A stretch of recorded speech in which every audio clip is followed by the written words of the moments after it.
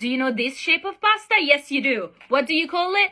Penne. It is not penne. It's not penne, okay? Don't say penne. They're two very different things. Penne, penne. Very different. One, you put both in your mouth. But now you might be wondering, is there any type of linguistic term that can help us describe what's going on here? And lucky for you, we got at least two. The first term to know is gemination, which you might also hear as called consonant doubling or lengthening. And really what gemination is holding a consonant sound for a longer period of time. And in English, we know this in some way, right? Because that's why we pronounce pizza the way that we do.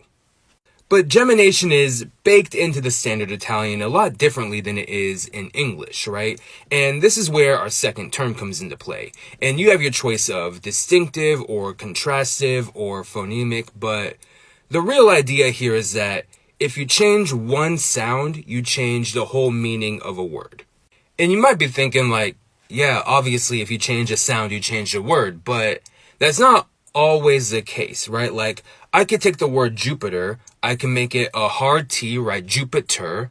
I can make it a tap, Jupiter, or I can make it a glottal stop in Jupiter, and in none of those did I change the meaning of the word. And we see something similar with lengthening if we just try a little bit harder, right? Like, the word funny, for example, it's spelled with two N's, but really we usually say that with one N, right? Funny. But if I lengthened it, if I said funny, I didn't change the meaning of the word. I might have caught you off guard by my pronunciation, but the word is still the same.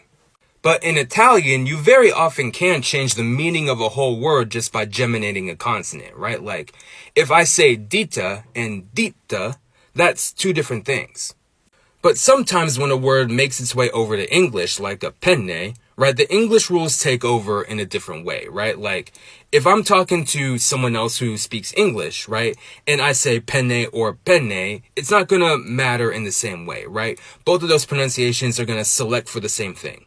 But if you're speaking Italian to an Italian speaker and you're talking about eating penne and not penne, then you might find yourself in a sticky situation.